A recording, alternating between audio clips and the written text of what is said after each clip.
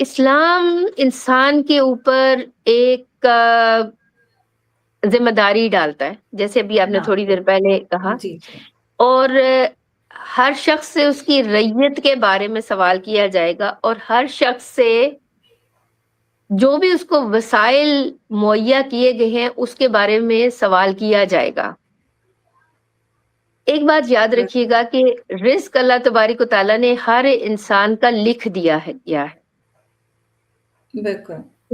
اس کی جو رزق ہے کہ اس کو کتنا رزق ملنا ہے اور کہاں سے آنا ہے، وہ سارا فکس ہو چکا ہے۔ اب جو بالکل بالکل اور اس کے حساب سے اس سے سوال و جواب ہوں گے۔ اگر ہمیں بہت زیادہ رزق عطا کیا گیا تو اس کا بہت زیادہ حساب کتاب لیا جائے گا، اگر تھوڑا رزق ہے اس کا بھی حساب کتاب لیا جائے گا، اور ہمارے بالکل رزق میں ہمارے بہن بھائیوں کا حصہ رکھا جاتا ہے۔ بالکل بیسیکلی اللہ تبارک و تعالیٰ نے ہمیں جو رزق عطا کیا ہے وہ صرف ہمارے لیے نہیں ہے، وہ دوسرے رشتہ داروں کے لیے، بہن بھائیوں کے لیے، غربا اور مساکین کے لیے بھی وہ رزق ہے،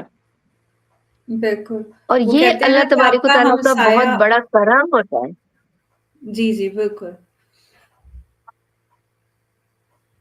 جی میں کہی فرمائیے۔ تھی کہ وہ کہا جاتا ہے نا کہ آپ کا نیبر جو ہے آپ کے جو ہمسائے ہیں وہ بھوکا نہ سوئے بالکل، سوال کیا جائے گا آپ سے کہ آپ کا بالکل ہمسایہ کہیں بھوکا تو نہیں سویا، بلکہ بالکل اگر نیبرز کی بات کرتے ہیں، ہمسائے کی بات کرتے ہیں، تو اس کے بارے میں صحابہ کرام گمان کیا کرتے تھے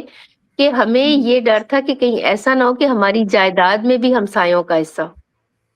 یہ بھی دیکھیں کہا وہ جاتا ہے کہ جب آپ کوئی ایسا کھانا بنائیں اور اس کی ہوں خوشبو کیونکہ دور تک جاتی ہے،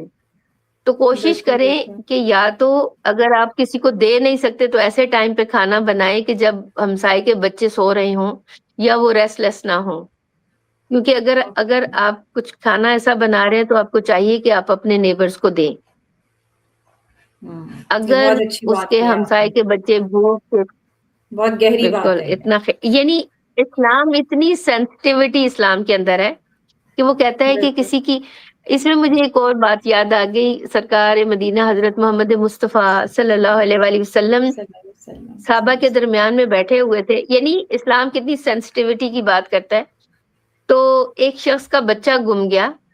اور وہ کافی دنوں سے اپنے بچے کو ڈھونڈ رہا تھا، وہ نبی پاک صلی اللہ علیہ وآلہ وسلم کے پاس وہ صحابی تشریف لائے اور انہوں نے کہا کہ یا رسول اللہ میرا بیٹا گم گیا، مل نہیں رہا۔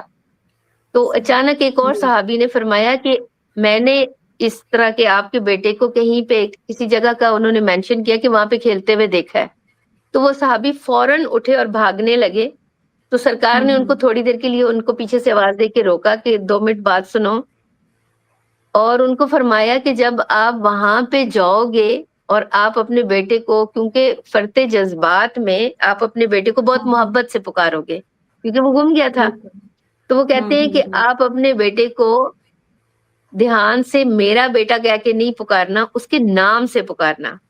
کیونکہ ہو سکتا ہے کہ وہاں پہ کوئی ایسا یتیم بچہ ہو جس کا والد نہ ہو، تو اس کے دل کے اوپر کیا گزرے گی۔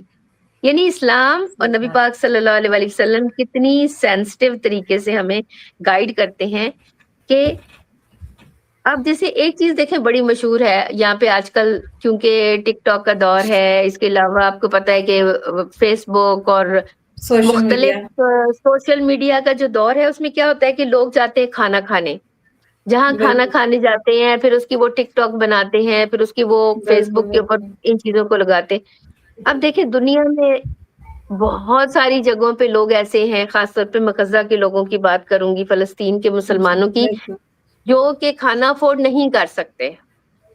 بالکل اب صحیح کہہ ان کے سامنے آپ جب طرح طرح کے کھانوں کی پکچرز اور ویڈیوز لگاتے ہیں تو آپ کی اس ایکٹ سے دوسروں کو تکلیف ہوتی ہے،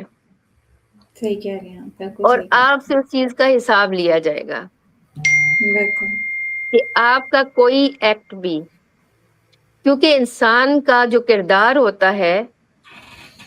وہ اس کے لیے جواب دہ ہوگا۔ اور جب ہم بہت ہی، دیکھیں اگر آپ کسی سوشل میڈیا کو کسی پازیٹیو چیز کے لیے استعمال کرتے ہیں تو آپ کو ثواب مل سکتا ہے،